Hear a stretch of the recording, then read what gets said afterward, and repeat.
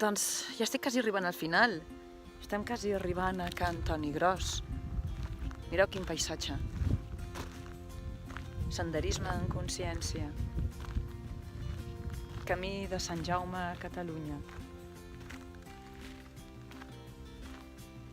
Silenci, pau, serenor.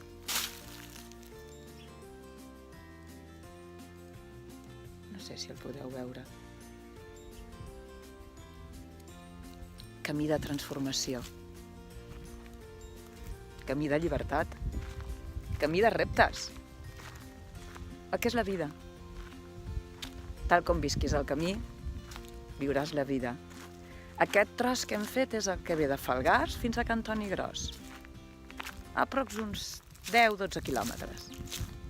Aprendrem a caminar sense forçar el cos. Si forcem el cos, és que en la vida quotidiana ens estem forçant a aconseguir les coses. Utilitzarem la respiració glòtica per justament fer que allò que ens sembla difícil ho puguem transformar en quelcom que ens sigui més fàcil, que flueixi. I amb la respiració descobrirem com podem transformar una emoció negativa en positiva. Amb el silenci ho integrarem i amb la reeducació postural minimitzarem danys musculars o possibles danys musculars i cansanci.